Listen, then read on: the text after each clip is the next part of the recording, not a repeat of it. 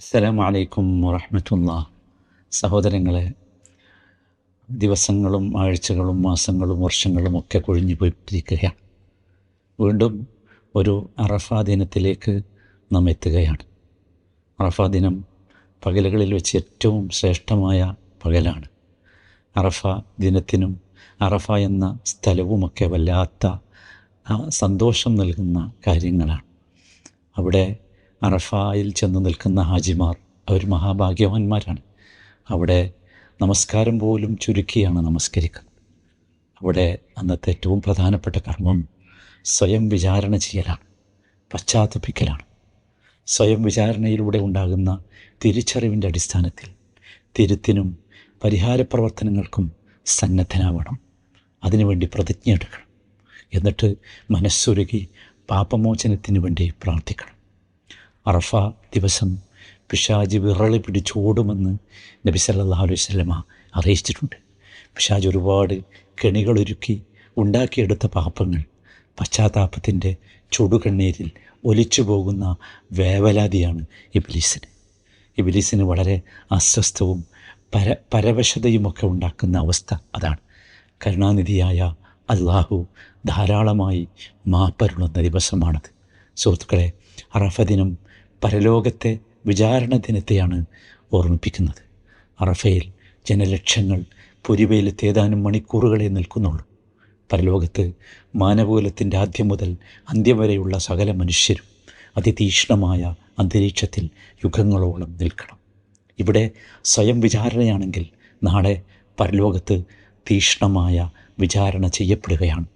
ഇന്നത്തെ സ്വയം വിചാരണ എത്ര കണ്ട് ഫലപ്രദമാകുന്നുവോ അത്ര കണ്ട് പരലോക വിചാരണയിൽ നമുക്ക് ആശ്വാസം കിട്ടും.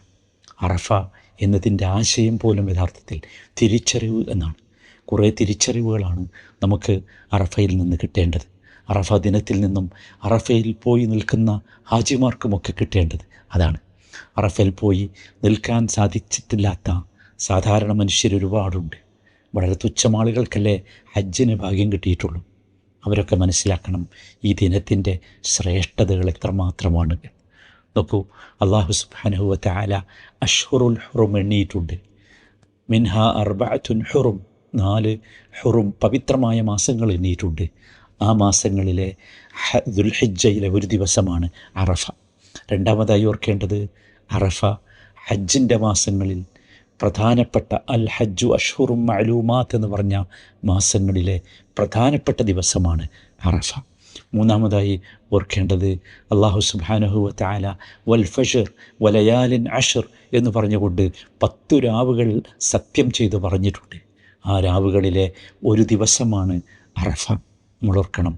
നോക്കൂ, നാലാമതായി ഓർക്കേണ്ടത് അല്ലാഹു സുബ്ഹാനഹു വ തആല വശാഹിദിൻ വ മഷ്ഹൂദ് എന്ന് പറഞ്ഞ് സത്യം ചെയ്തിട്ടുണ്ട്. യൗമുൽ മഷ്ഹൂദ്, ഇവിടെ പറഞ്ഞ യൗമുൽ മഷ്ഹൂദ് എന്ന് പറയുന്നത് സഹോദരങ്ങളെ നമ്മൾ മനസ്സിലാക്കണം, അത് അറഫ ദിവസമാണ്. ഷാഹിദ് എന്ന് പറയുന്നത് യൗമുൽ ജുമഅയാണ്, വെള്ളിയാഴ്ചയാണ്.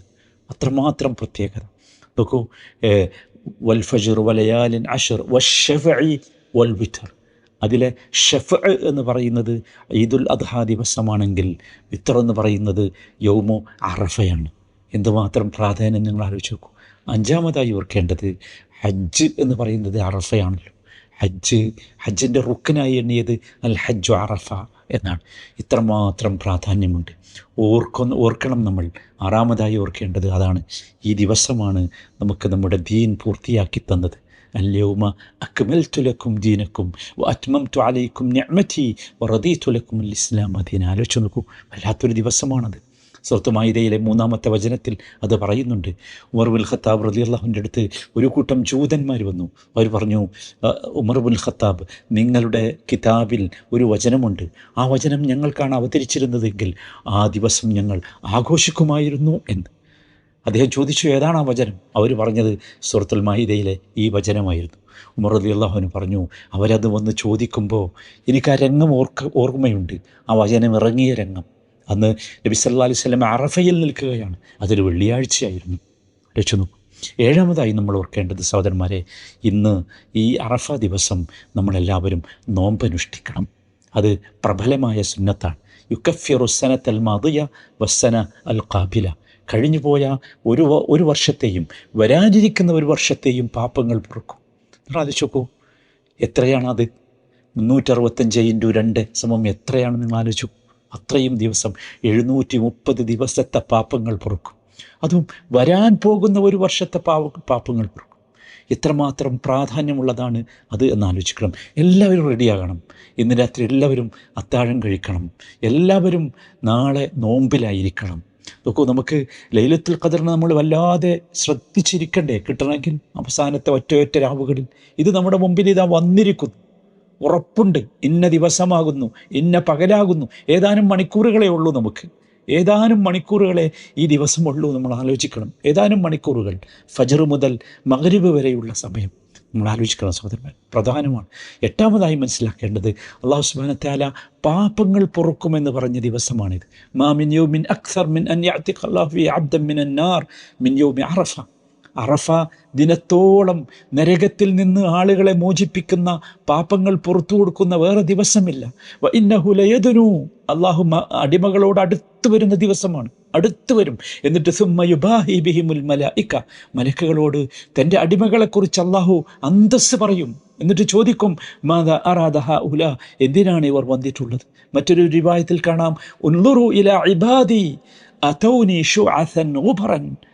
നിങ്ങൾ ആലോചിക്കൂ, അറഫ മരുഭൂമിയിൽ സമ്മേളിച്ചിട്ടുള്ള ആളുകൾ നോക്കി അല്ലാഹ് പറയാ, നോക്കൂ എൻ്റെ അടിമകളിലേക്ക് മുടി ജട പിടിച്ച് പൊടി പിടിച്ചവർ വന്നിരിക്കുന്നു എന്ന്. ഇതാണ് ദിവസം, വല്ലാത്തൊരു ദിവസമാണ് സഹോദരന്മാരെ. ഒമ്പതാമതായി നമ്മൾ ഓർക്കേണ്ടത്, ഈ അറഫയിലെ ദുആ വളരെ പ്രധാനപ്പെട്ട ദുആയാണ്. അറഫ ദിവസത്തെ ദുആ, ഖൈറു ദുആ ദുആ യൗമി അറഫ, ഏറ്റവും പ്രധാനപ്പെട്ട ദുആയാണ് അറഫ ദിവസത്തെ ദുആ. അത് അറഫയിൽ നിൽക്കുന്നവർക്കും അറഫയിൽ നിൽക്കാൻ ഭാഗ്യം കിട്ടാത്ത നമ്മളെപ്പോലെയുള്ളവർക്കുമൊക്കെ നമ്മൾ മനസ്സിലാക്കണം, ഏറ്റവും കൂടുതൽ ദുആ ചെയ്യേണ്ട ദിവസമാണ്. ഏറ്റവും കൂടുതൽ ആളുകളെ നരകത്തിൽ നിന്ന് മോചിപ്പിക്കുന്ന ദിവസം, അള്ളാഹു പാപം പുറത്തു കൊടുക്കുന്ന ദിവസം, ആകാശത്തുള്ള അള്ളാഹുവിൻ്റെ മലായിക്കത്തുകളുമായി അള്ളാഹു അന്തസ്സ് പറയുന്ന ദിവസം. സഹോദരങ്ങളെ, ഈ ദിവസമാണ് നമ്മുടെ മുമ്പിലുള്ളത്. ഈ ദിവസത്തിൽ നാം ചെയ്യേണ്ട പ്രവർത്തനങ്ങൾ നമ്മളൊന്ന് പ്ലാൻ ചെയ്യണം സഹോദരങ്ങളെ. എല്ലാവരും അന്നത്തെ ഫജ്ർ നമസ്കാരം, ഒരു ഫജ്ർ നമസ്കാരവും നഷ്ടപ്പെടുത്തരുത്. അന്നത്തെ ഫജ്ർ നമസ്കാരം ഒരിക്കലും നമുക്ക് നഷ്ടപ്പെട്ടുകൂടാ. ഫജ്ർ കഴിഞ്ഞിട്ട് നമ്മൾ പള്ളിയിലിരിക്കണം സഹോദരങ്ങളെ. ഷുറൂഖ് വരെ പള്ളിയിലിരുന്ന് തക്ബീറുകളും തഹ്ലീലുകളും തസ്ബീഹുകളിലുമായി കഴിഞ്ഞുകൂടണം. എന്നിട്ട് 2 റക്അത്ത് ഷുറൂഖായ ശേഷം ഒരു 10-15 മിനിറ്റ് കഴിഞ്ഞ് 2 റക്അത്ത് നമസ്കരിച്ചു പോയാൽ നമുക്കൊരു ഹജ്ജും ഉംറയും പരിപൂർണമായി കിട്ടും. നാം നഷ്ടപ്പെടുത്തരുത് സഹോദരന്മാരെ. രണ്ടാമതായി, ധാരാളമായി അന്ന് ദുആകളും ദിക്റുകളും ചെയ്യണം സഹോദരന്മാരെ. ഏറ്റവും കൂടുതൽ ദുആവും ദിക്റും വർദ്ധിപ്പിക്കേണ്ട പകൽ സമയമാണത്. അതുപോലെ തന്നെ തഹ്ലീലുകളും തഹ്മീദുകളും തക്ബീറുകളും വർദ്ധിപ്പിക്കണം. നോക്കൂ, തക്ബീറുകൾ പ്രത്യേകിച്ചും 2 തരം തക്ബീറുകൾ നമ്മൾ പഠിച്ചിട്ടുണ്ട്. മുഖയ്യദായ തക്ബീറും മുത്തലഖായ തക്ബീറും. നോക്കൂ, നമ്മളെപ്പോഴും ശ്രദ്ധിക്കണം. മുഖയ്യദായ തക്ബീർ എന്ന് പറയുമ്പോൾ അത് കൃത്യമായി സമയം നിശ്ചയിക്കപ്പെട്ട തക്ബീറാണ്. അത് ദുൽഹജ്ജിലെ 10 മഗ്രിബ് മുതൽ എല്ലാവരും ശ്രദ്ധിക്കണം.